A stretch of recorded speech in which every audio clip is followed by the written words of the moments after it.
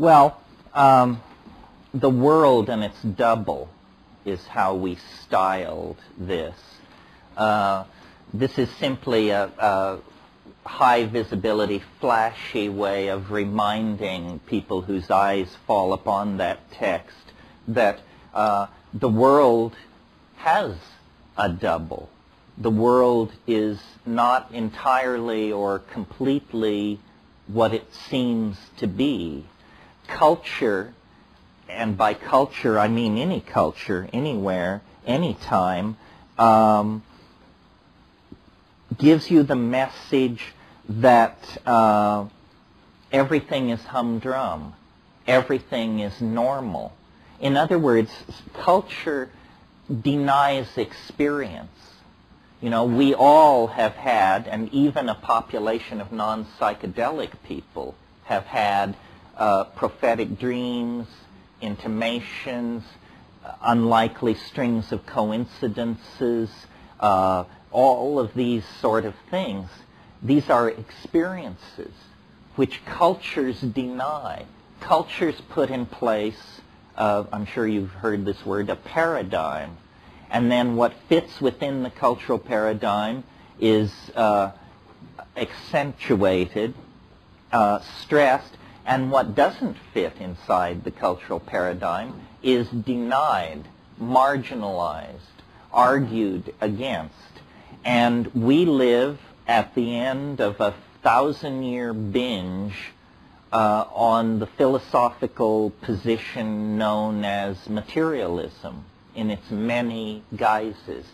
And the basic message of materialism is that the world is what it appears to be, a thing composed of matter and pretty much confined to its surface. The world is what it appears to be. Now, this, on the face of it, is a tremendously naive position, because what it says is the animal body that you inhabit, the eyes you look through, the fingers you feel through, are somehow the ultimate instruments of metaphysical conjecture, which is highly improbable. It seems to me metaphysical conjecture begins with the logic of the situation and then proceeds in whatever direction that logic will carry you. Well, if logic is true to experience, then we have to make room in any theory for invisible connectedness between people, anticipation of a future that has not yet occurred, shared dreaming, all kinds of possibilities that materialism has denied. For approximately 500 years, the great era of the triumph of modern science, materialism has had the field all to itself. And its argument for its preeminence was the beautiful toys that it could create: aircraft, railroads, global economies, television, spacecraft. But that is a fool's argument for truth. I mean, that's, after all, how a medicine show operates, you know. The juggler is so good, the medicine must be even better. This is not an entirely rational way to proceed. And now, at the end of 500 years of the practice of rational, quote-unquote, scientific culture, we're literally at the end of our rope. Reason and science and the practice of unbridled capitalism have not delivered us into an angelic realm. Quite the contrary. They've delivered 3% of us into an angelic realm, completely overshadowed by guilt about what's happening to the other 97% of us who are eating it. It's not a pretty picture, modern civilization. Most people in the world today are quite miserable. actually. They have very little hope. Their religions, their traditional value systems are being eroded by Dallas and Hawaii Five-0, which are on the village television every night. Lifespans are being shortened by pesticides, chemicals, all kinds of things in the environment. And there is very little political light on the horizon. So I believe that it's reasonable, looking at this situation, to say that history failed and that the grand dream of Western civilization has in fact failed. And now we are attempting, with basically a carved wooden oar, to turn a battleship around. And it's a very frustrating undertaking. The momentum for catastrophe is enormous in this situation. But it's not 100% certain that catastrophe is what we're headed for, because we are not 100% unconscious. There are people struggling to figure out how to control population, struggling to figure out how to balance the relationship between the masculine and the feminine, struggling to bring amelioration of hunger and disease to various parts of the world. So we're in essentially a tragic situation. A tragic situation is a catastrophe when you know it, you see. And part of the Western impulse has been to subjugate all other cultural styles to our own. And this has taken the form of actually swallowing and digesting Native American culture. The ethnicity of European culture has been replaced by the mega-culture of Nouveau Europa, whatever that means. Cultures are melted down in the belly of the Western scientific beast, and then they become structural members in an ever-expanding edifice of Western scientism.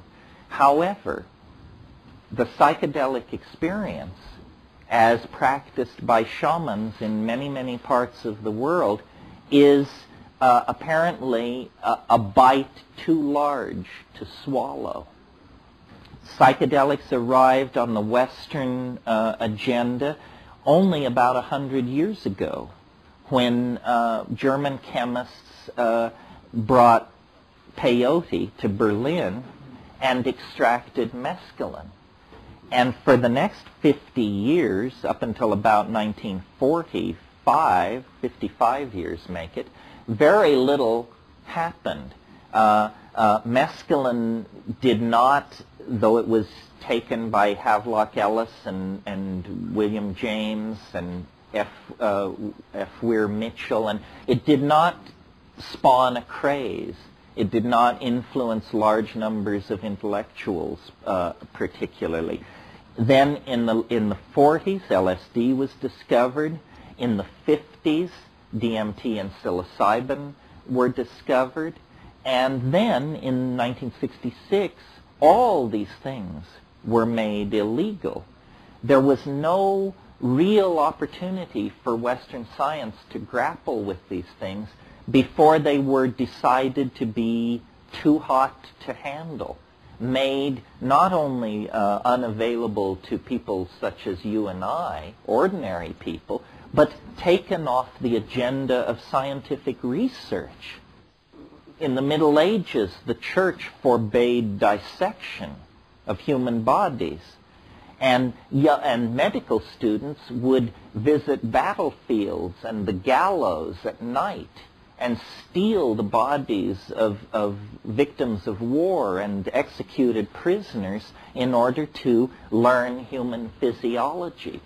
Where that spirit of scientific courage has gone, I don't know, but there's very little of it left. Now people feed at the trough of government grants and enormous corporate research budgets, and the idea of actually pursuing truth or attempting to understand a phenomenon in an unbiased fashion, divorced from its commercial, social, and political dimensions, is unheard of.